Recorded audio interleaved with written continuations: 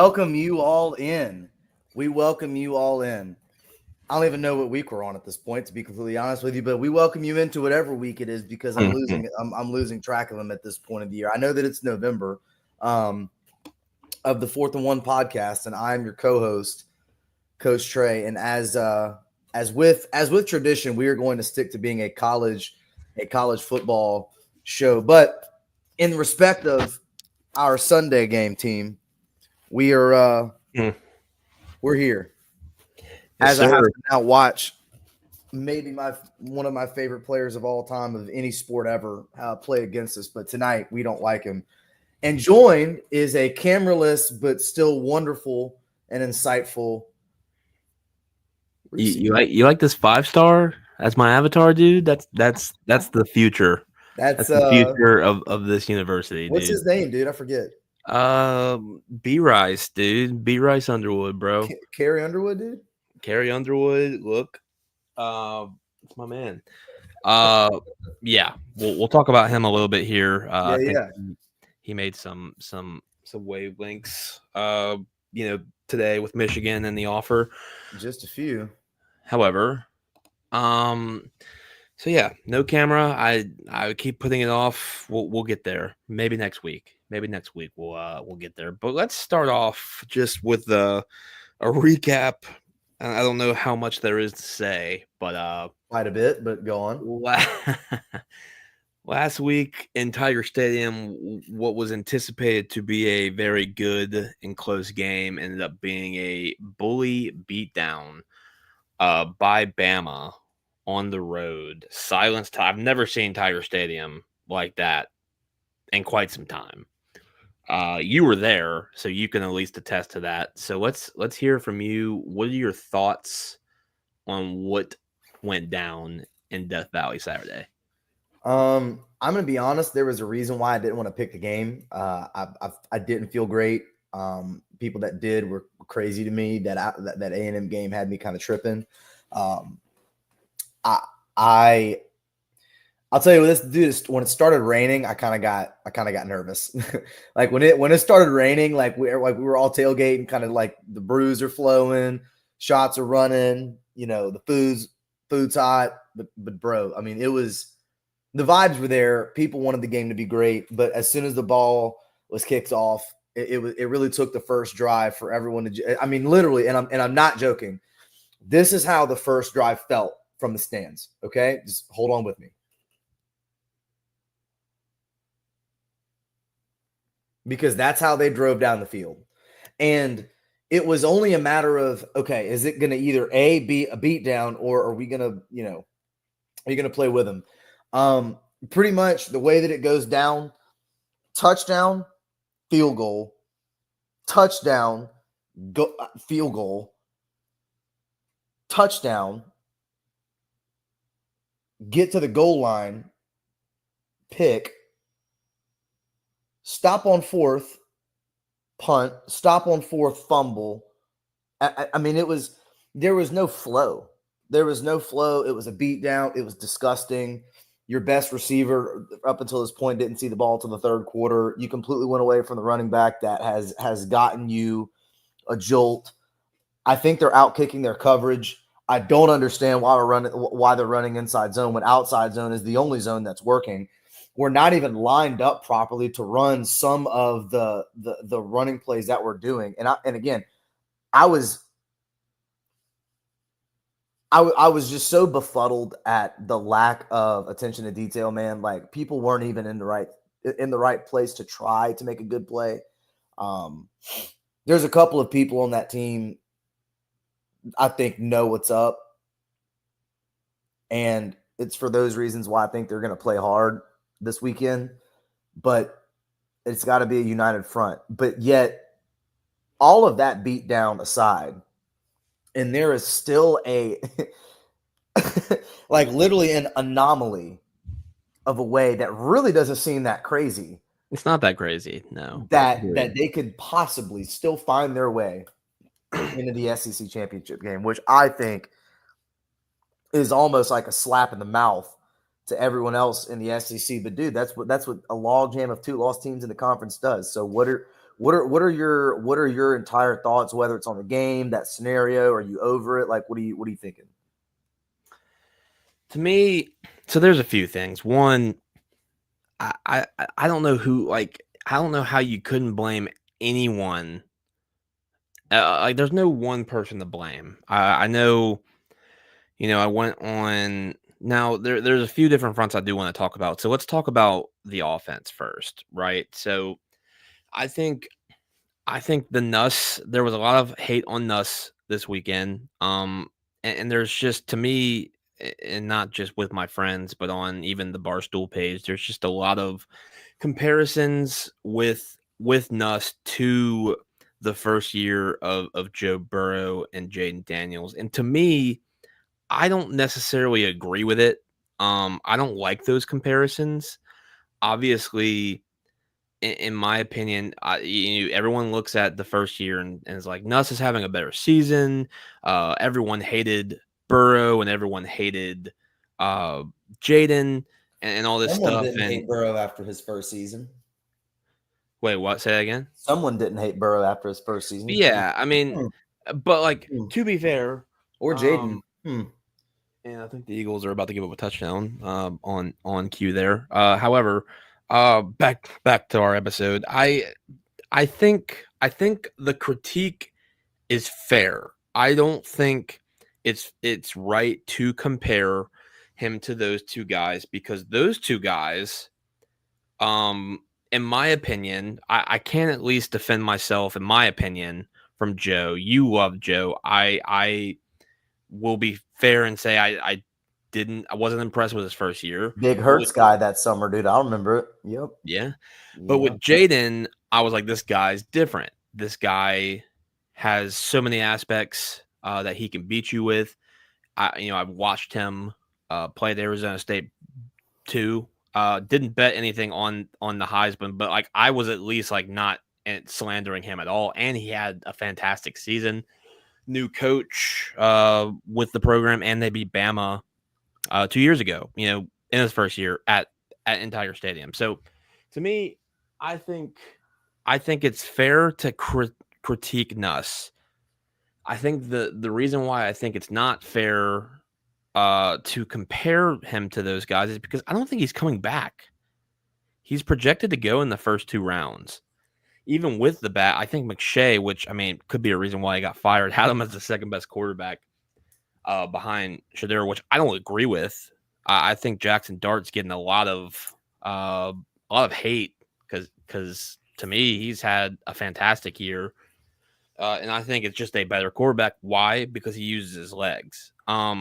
So that's something I observed. I saw a lot of hate on Nuss. I don't know if he deserves all of it, but I don't like people comparing him to Burrow and Jaden. I think it's fantastic. I think he's doing fantastic for what he is.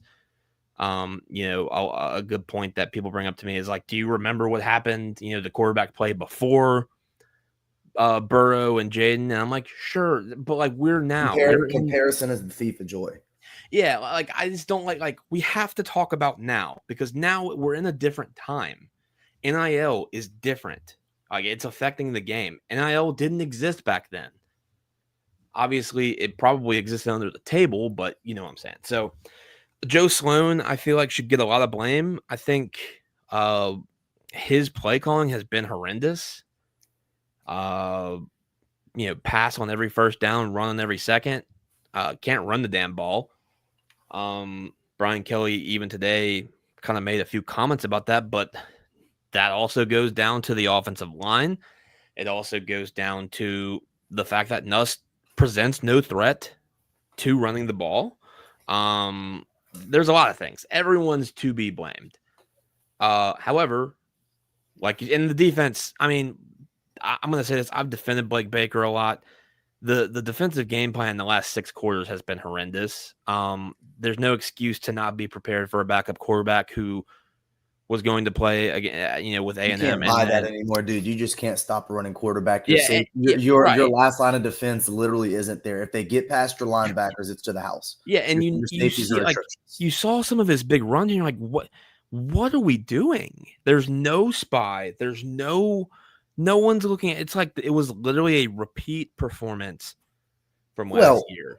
Well, you're not spying on a run play, right? You're spying obviously on a Right, but pass play and then scramble. But on a read option, Right. there's everyone's going towards the running back. Like, what are we doing? So there's and I'll interject here quick, just because you're talking about it. 2 points. Talking about the defense, there's one play in specific, and it was the 43-yard to the house call that Milroe reads, sees it, goes between the left tackle and the left guard. The play as a defensive end, and again, I am not a defensive line player, as you can see. However, calling balls and strikes. As a defensive end, your job there is to set the edge. Your job is to grab, set the edge. If you can get off of them, get out of the grab, great. But it is to set the edge, seal the edge, so that way that the linebacker, in this case Witt, knows which gap to go. Because you pretty much have to play a guessing game on where you think the ball player is going to go. Whether he bounces out to the left and runs into the cornerback, in this place it was Zai, or he's going to go up the one of the two gaps in between the center and the guard, or the guard and the left tackle. You can literally see Braden Swinson, who's been wonderful all year, literally peek in, have his positioning, and then try and hezzy back out and get back in through the wrong gap. And as he hezzies, Milroe sees it, cuts right straight through him. The cornerback is juked out. He's juked out. Witt had to guess because there was no real containment at that point. He had good punt return. Witt had to guess, picks the wrong gap. Milroe picks the one where nobody's in, squeezes through, pause, and takes one to the crib.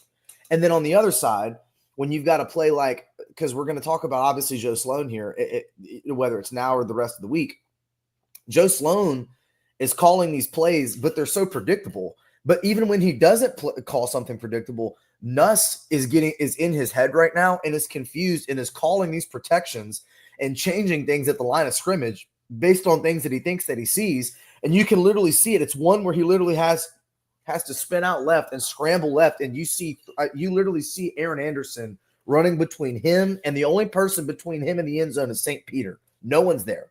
But he doesn't even get the chance to look at that because he calls something, confuses Will. Will and Paul Mubanga, the left guard, obviously don't know where they're going. They're just going to where he calls.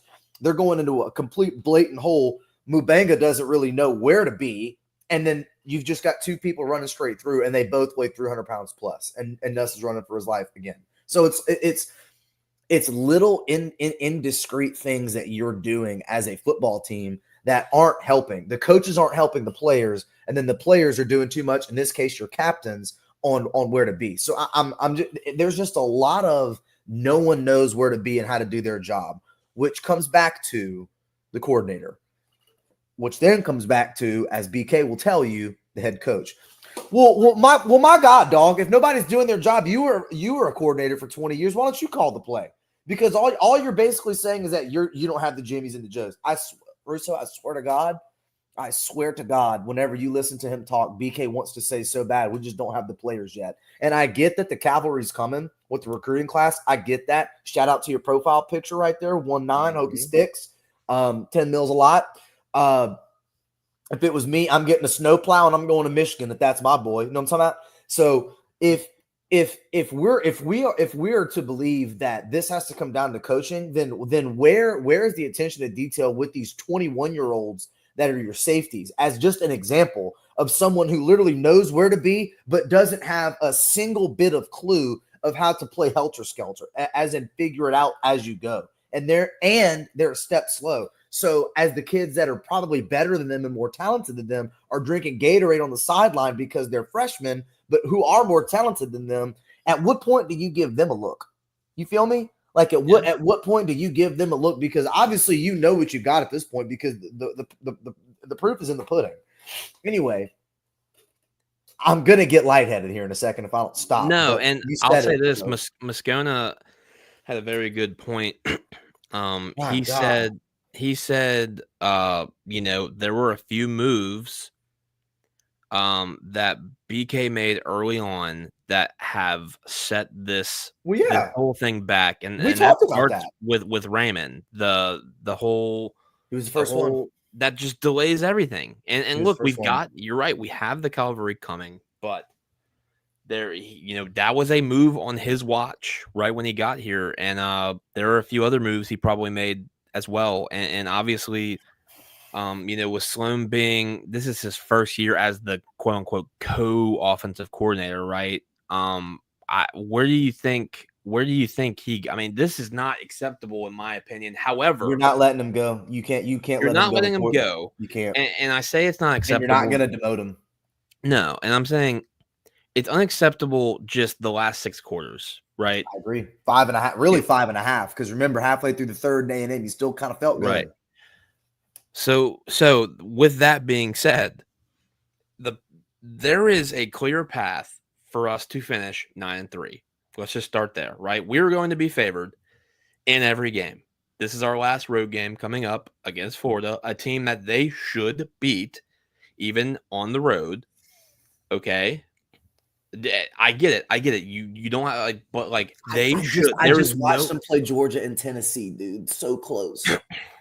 There is no reason they should not beat them, and there's no reason they should lose to Vanderbilt or Oklahoma in Tiger Stadium. Okay. Answer me this while I'm thinking about it, because you mentioned it. Is LSU better than Tennessee today?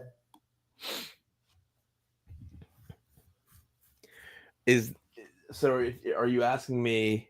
Is LSU better as an entire team, top to bottom, than Tennessee is today? So I would have to put my math hat on and say, what would be the spread if they played today at a neutral site? I think Tennessee would be favored by a field goal. Yes, I was going to say 2.5. Now, who wins the game? Right now, Tennessee slightly. Yep, bingo. They took Tennessee to the absolute last bell, cuz. Yeah. Who's better top to bottom, Georgia or LSU? Georgia. Today. Georgia. Minute and 30 left, and Georgia wasn't winning. Georgia. Now that was again with that's a different situation, and I get it. But DJ Lag is not bad, dude. He's nice. That's fine. But you're right. They should beat them, but I've seen this go the other way. Is what I'm trying to say. So there is a clear path. Let's just say that there is a clear path towards 9-3. Sure. With that being said, we've talked about it a little bit. There is also a path to the SEC championship game, which every one of those scenarios is favored, with the exception of, I believe, is it Arkansas, Missouri? Arkansas, Missouri is the one that you're kind of looking at as like the toss up. It's kind of an either way game. And if we were to compare apples to oranges today, I would say they are about even. Where's the game at? I think Brady Cook is hurt, if I'm not mistaken. The game is at Missouri in 3 weeks. Now, I think those were the 2 games that were circled. It was South Carolina, which South Carolina has been hot. They have to beat Texas or Missouri. Right. Arkansas. Talking about. No. I'm talking about, so like Missouri, I think it was circled that they had to lose both to South Carolina and to Arkansas. I think. I don't think there was a Mississippi State unless Arkansas beats Texas. Well, that's not going to happen. I'm just we're playing the game. So I think if Brady Cook is not playing, that game will be close. And it's the last game of the year. You know how that is. I mean, Missouri will potentially be 8-3 at that point, likely not fighting for anything special. They'll be locked into a bowl game that will be worthless. However, the other 2 scenarios are pretty cut and dry, and that's A&M and Texas. Texas beating A&M in the last game, which will be tough. Do not get me wrong. That will be a very tough game. However, Texas is favored, right? And then Georgia, Tennessee this week. Georgia at home, revenge spot for them. Will likely play them very well. So it's a path to get there. However, You know, if you look at me at the beginning of the season, you tell me we're going 9-3, I'm taking it. Now, you get into these weird cycles of hatred, regret when we're in the middle of this, because it's like we could control our destiny. If we would have just won one of the last 2 games, we'd likely be in a playoff.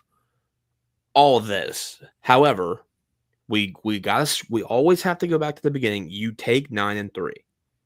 Okay, so I think Nuss can eliminate a lot of hate if he plays well these last 3 games. I think the team overall looks at the season as a success at 9-3, but you have to finish the job. If you do not finish the job, if you stumble anywhere in these 3 games, I think at that point we start talking. Okay, like what the F happened in the middle of the season, towards like in the most pivotal part of the season, what broke down?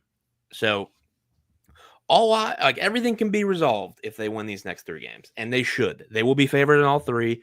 Last road game here, revenge spot. Hopefully, revenge spot. But damn, the revenge spot against Alabama wasn't there. So, but they are the better team. Nuss needs to, honestly, in my opinion, play well to get his draft stock up, because the projections have dropped down a little bit. But yeah, that's where we're at with that. So.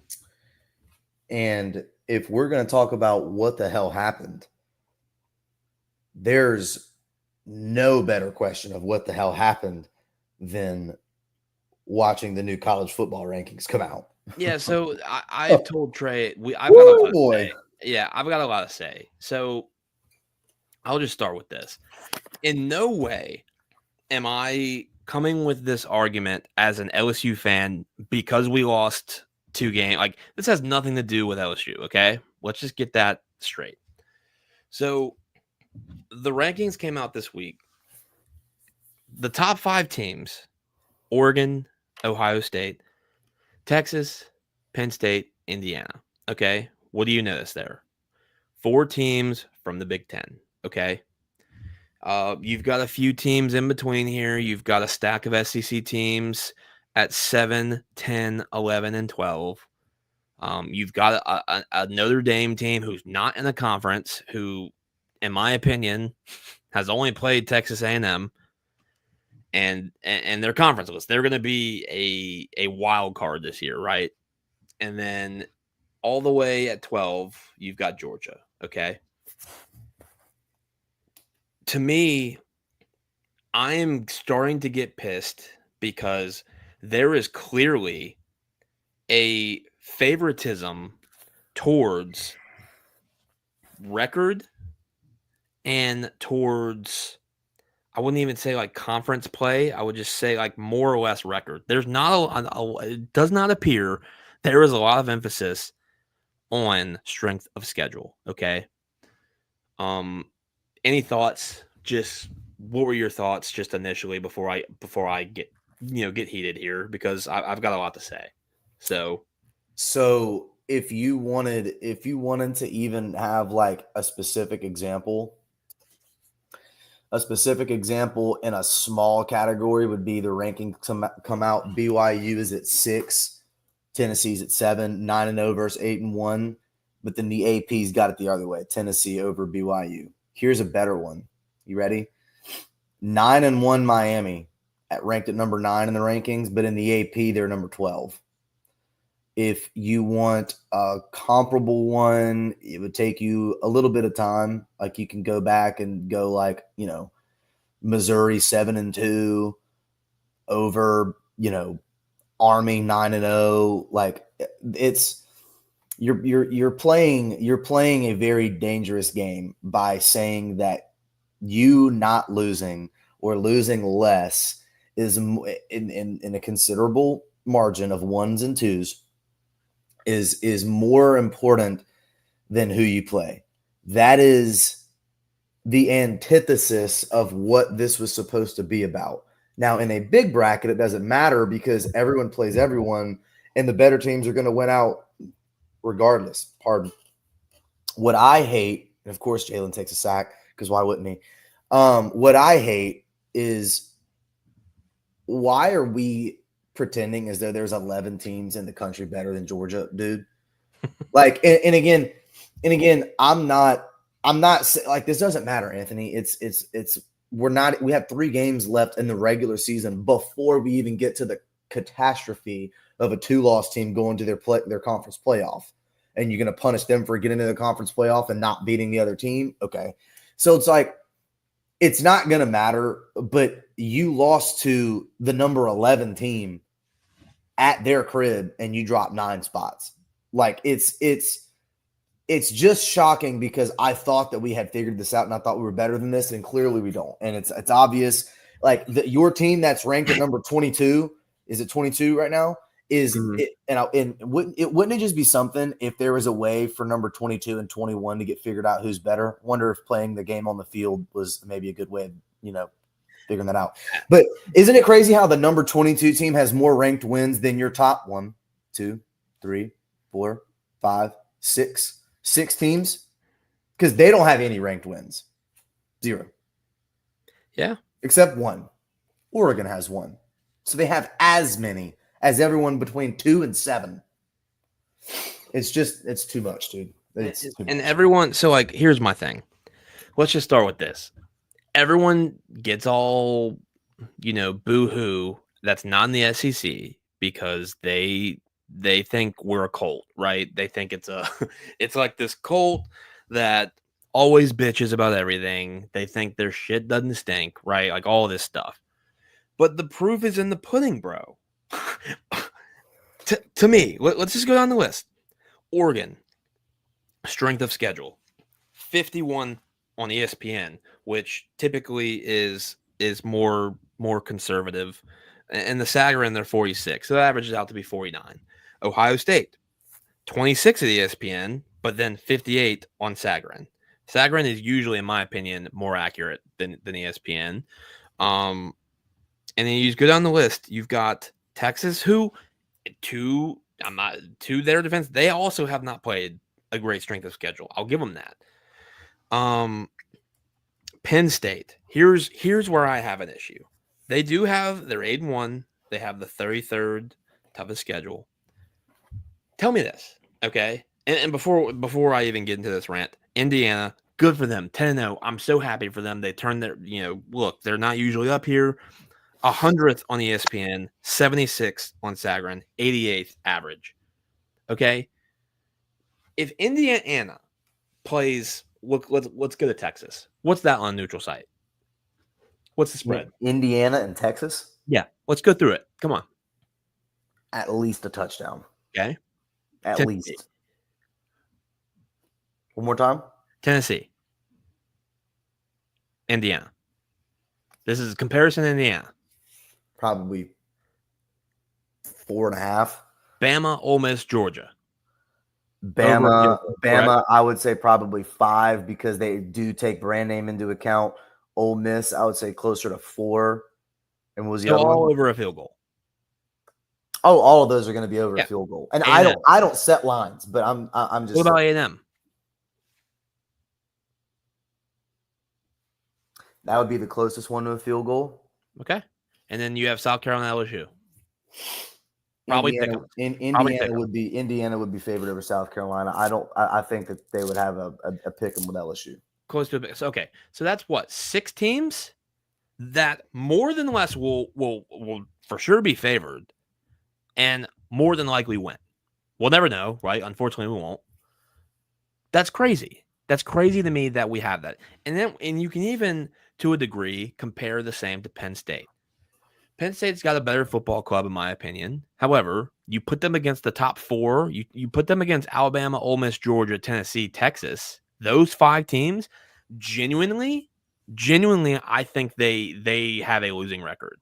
And honestly, you can even, to a larger scale, add A&M, South Carolina, LSU to that. If they play those 8 games, I personally believe they go 3-5. Okay. To me, it's frustrating to me because we did create this committee to look at the better teams. And honestly, with this ranking and we have plenty of time left. Georgia will probably move up, right? They're going to probably beat Tennessee. They'll move up, blah, blah, blah. However, if I'm LSU, I'm canceling every single freaking game. Clemson, blah, blah, blah, whoever is on the schedule up, I'm canceling all those games because it clearly does not matter. Doesn't benefit you at all. There is no benefit. And look, USC at the time, it came down to a last play. It came to a last drive with time running out, bro. Right, and hindsight, bad loss, right? But at the time, it was a big game. 2 touchdowns wiped off the board. Yeah, so to me, you have a team like LSU and even South Carolina, for example, who has played some tough games, sitting at top 7 in strength of schedule. To me, why even put yourself through a game like USC if you don't have that? If you're LSU this year, you're sitting at what, 7-2, mm-hmm. and we're in just a completely different ball game. And look, something like Texas didn't really. I mean, they played Clemson, right? Or was that was Georgia? Georgia played Clemson. Texas hasn't really played anyone, to be fair. So, but like they're doing it right. They're clearly doing it right. They're sitting at 8-1. Who's their best win? Because the answer is Vanderbilt. Yeah, and they won by 3. Yeah, I mean, it's sad to me. It's sad. Notre Dame conferenceless, 8-1, lost to Northern Illinois, for God's sake. Sitting at number 8. Got it done at A&M though. Got it done at A&M, but you look the Connor Wegman A&M. To me, why play tough non-conference games going forward? What was the benefit? What was the benefit to LSU in playing Clemson? What was the benefit of A&M playing Notre Dame? Why? A&M has a tough schedule with the SEC. Every SEC schedule is tough, right? Why would they put themselves at a potential 1-loss disadvantage like they did? And they're sitting at 7-2 now at number 15. They're 8-1 if they're logical. And that's what they're promoting. It's like they're promoting this. And you know what's going to happen? It's going to be so funny when this happens too. We're going to do it. Everyone in the SEC is going to start doing it, right? They're just going to put FCS schedules or teams on the schedule. And then all of a sudden, times will change. And that's the problem with the committee. The committee can kind of say and do whatever they want. And clearly, it's going to be frustrating when that happens.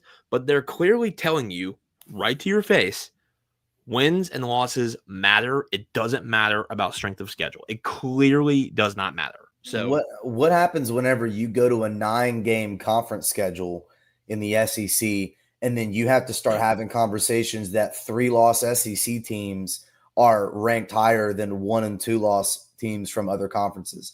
What happens whenever you bring back up, because Russo, they've done this for forever. Do you not remember 2019 and LSU not being ranked ahead of Ohio State for like 1, 2, or 3 different weeks because of the defensive piece? Like, what are you talking about? Like, they literally just get together over Starbucks and do whatever they want. And that's not a shout out to Starbucks. They don't sponsor us. I wish that they would. Shout out to the caffeine. But like, that's you know what I'm saying? Like, they've done this for forever. There's no different to this. But because and you would say something like it benefits Notre Dame because they don't ever play anybody of grave importance other than maybe like Florida State. Like, they'll play at Georgia Tech. Like, they'll play teams like that every now and again, like they do in basketball and other sports. They'll play like some of those ACC teams, but there's no benefit for them to go and play A&M. Now, they did and they won, and hats off to them. Shout out Coach Freeman. You know how I feel about him. But like, there's no way that I'm going to my AD and I'm saying, big homie, listen, we've got to go to College Station and play A&M. Matter of fact, we actually want to play them twice, and we want to bring them to our crib. Really?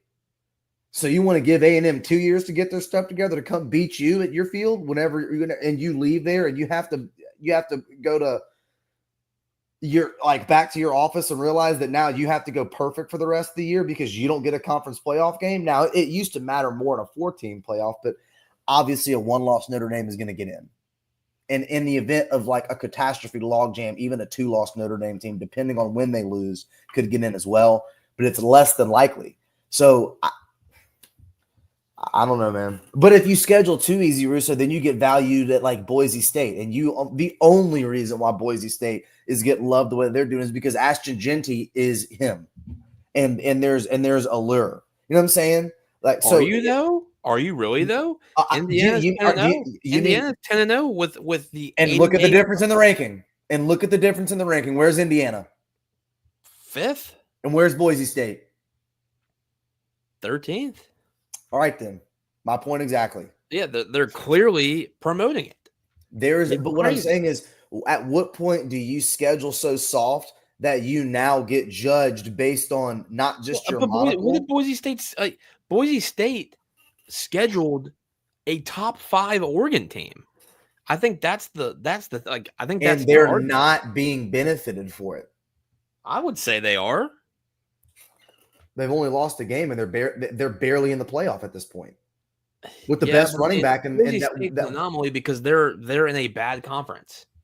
So last year, whenever Alabama makes it into the playoff, because there was obviously an injury to Florida State, one was unranked, and one was undefeated, and one was not.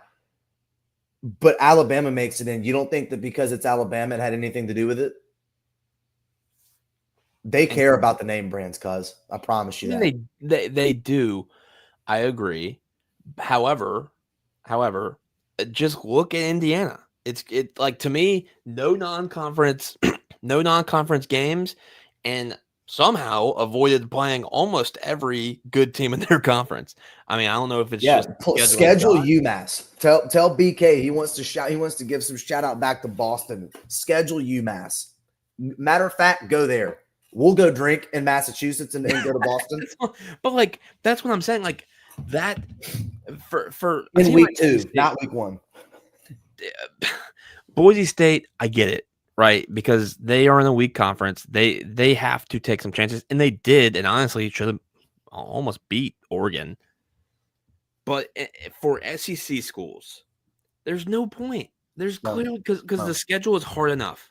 The schedule is tough enough. They have also shown that you will be granted credence based on an SEC schedule later on in the latter half of the schedule. It's absolutely true that they are going to give you credence based on an SEC schedule within margin. Once you lose your second game, now it goes to hell in a handbasket, a la Georgia. But like the whole deal with this was the fact that this was an elimination game. Why should it be an elimination game between Bama and LSU, for example? And like I said, I've been trying not to bring LSU up because like realistically, LSU is not a playoff team, in my opinion. However, we are looking at teams like Ole Miss, who LSU did beat, but a team like Ole Miss, a team like Alabama, a team like Georgia are going to be on the outside of the bye, and they're going to crush. They're going to crush whoever they play. And honestly, I've never really been a proponent. Like remember back when the BCS was a thing and we always pulled for the SEC. And then you have all these people on the outside looking at just these bowl wins that no one gave a shit about, but they were showing like Penn State beating Auburn and like just shouting joy to the world. You know what I'm saying? I cannot wait this year to see SEC, the 3 teams that get in outside of the bye, which there will be 4 teams total, right? There's going to be 3 SEC teams. If they're not, I'm rioting. Okay. If those 3 teams get in outside the top, I cannot wait. I will be pulling hardcore for those teams because a statement will be made. And in my opinion, it shows how superior the conference is because on any given day in the SEC, you can lose or win a game. Doesn't matter. Clearly, it doesn't matter this year. Vanderbilt beat Alabama's ass. And look what Alabama just did to LSU. And like you can do this math all day. LSU, what they did to South Carolina, what they do to Arkansas. Then Arkansas plays well and beats Tennessee.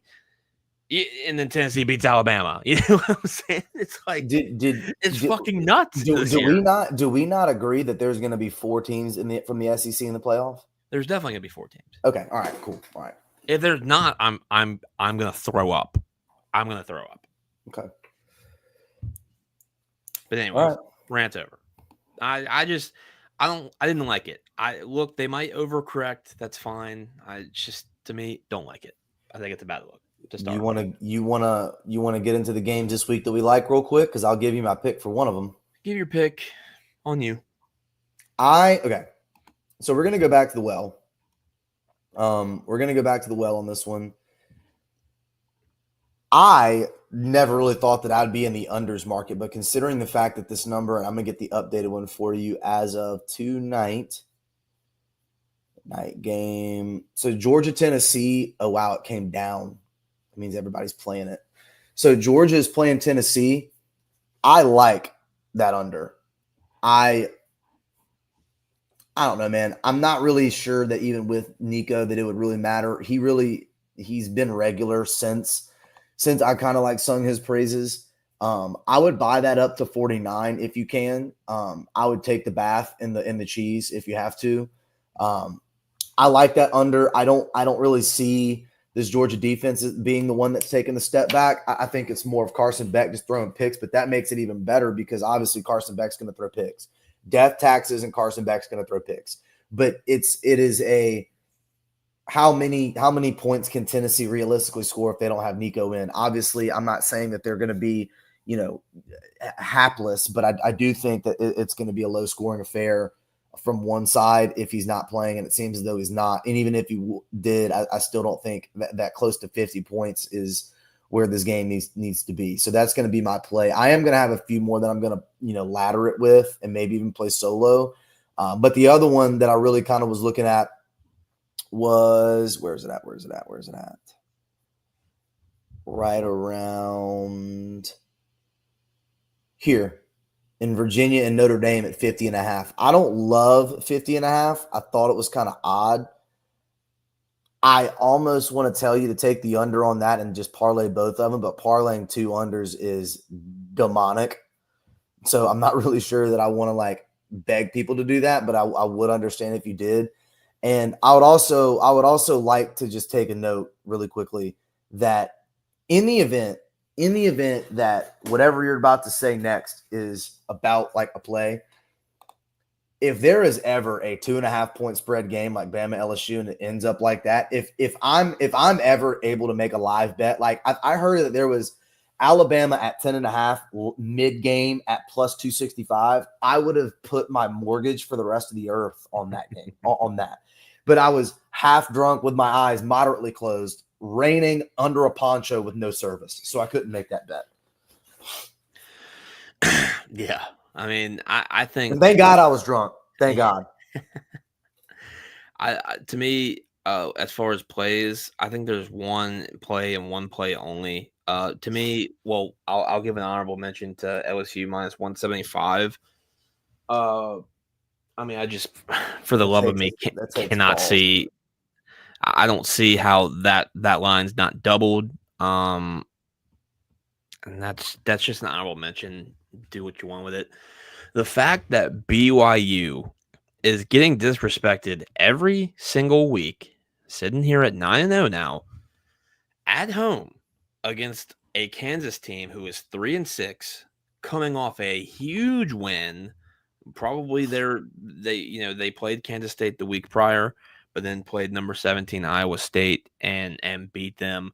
This is a huge letdown spot for a 3-6 team against a team that is literally vying to stay unbeaten and probably in the, confirming their Big 12 championship game.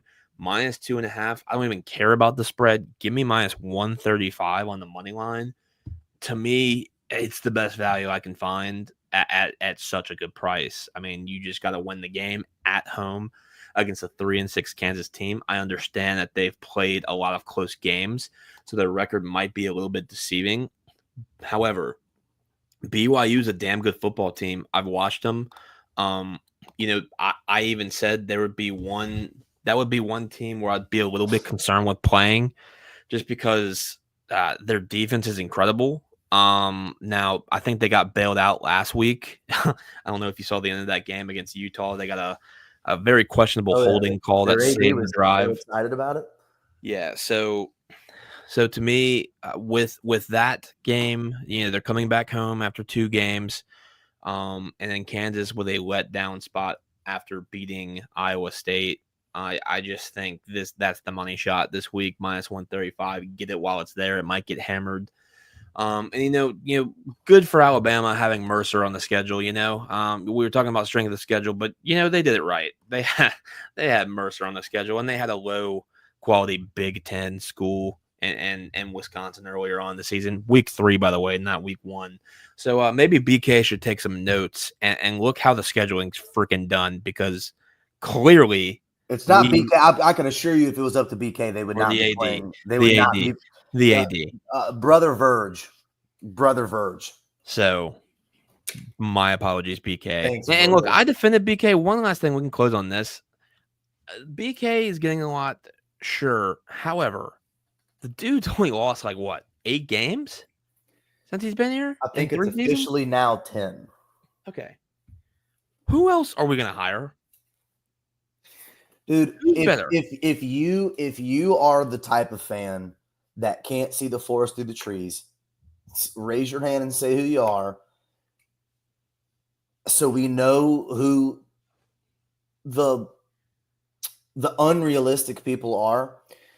Should they be better in year 3? Yes. Correct. Yes. But that is a 10,000-foot view statement, and that is unbelievably and wildly unfair to say. However, outside of Dan Lanning, who are you taking? Dan Lanning's the only exception, in my opinion. You as BK, though, you need to start going on a few more trips, if you feel what I'm saying. And I know that you trust your staff, and I know that you trust your ability to have good people under you to make good, make good recruiting decisions and bring players in and whatnot, and everyone to do their job, and you're trusting men to be men. You might want to have your hand on more pans in the kitchen, big dog, because I can assure you that if something was going on, Nick Saban was going, hey, come here. You're good for the rest of the game. Chew gum. I'll take care of it. And then he starts, he needs to do a little bit more of that, because I think he can. And he's not, and he should. Same thing in recruiting. Yeah, to me, I didn't really appreciate the slander. Obviously, a little bit. I will say that towards Nuss is a little bit fair, but not 95 or 100% of it. But the BK is just I'm sitting back here you're not going to take Lane Kiffin. You had a chance at Lane Kiffin. You didn't offer him anything, right? Lincoln Riley obviously was a choice, but look how he's doing in a lesser conference. So to me, I just don't outside of Dan Lanning, who are you going to? Nick Saban? Nick Saban loves what he's doing right now. So I don't know what people want, and it's not like he's a 50% record. I mean, he's lost 10 games. So the players you need to win at that level are coming. The problem is that you gave him the chance. He took the chance at bringing his people on, and he's now realizing that you sometimes have to trust the word of others in some, and the word of yourself in some. And hopefully 1-9's coming, dude. You need it. One signing day, dude. Second week of December. 1-9 needs to come, and he needs to be playing day 1. And that's all I've got to say about that. So if Nuss ends up staying somehow, I'd say, look, kid, you're not going to get much in any better results here. December 4th. I had this discussion with a buddy earlier. It's if you had the choice, if Nuss came back and stayed, and Bryce was like, I'm out if he comes back, what are you taking? Who are you choosing? I'm telling Nuss, pack your bags, dude. Go to Oregon. Oregon's been written, because I like your ability to go find another seasoned transfer quarterback to come in and usher in Bryce Underwood. But you take the Alabama approach, and you trust their Bryce. You trust them from jump. Yeah. So I don't think it's close. I'm telling him pack his bags, go. I think he goes in the draft, so we're not even going to have this issue. But he should be playing day 1. Hand him the keys when he gets here, and let's give him some time. So that's how I'll close the show. We need 1-9 badly. I think he's going to be generational. Obviously, there's chances he could bust, but just from watching that kid, athletic, large, crazy, talented. So that's it for me, man. No, that's it, dude. I think we call it and hope that our Sunday team can get a dub tonight. Else I'm going to go to bed very angry. Look, live money line bet outside of college football. I'd take the Eagles right here. I'm telling you. Okay. So. All right, guys. Well, Go Birds. We will stay tuned to the Twitter, and we will see y'all next week.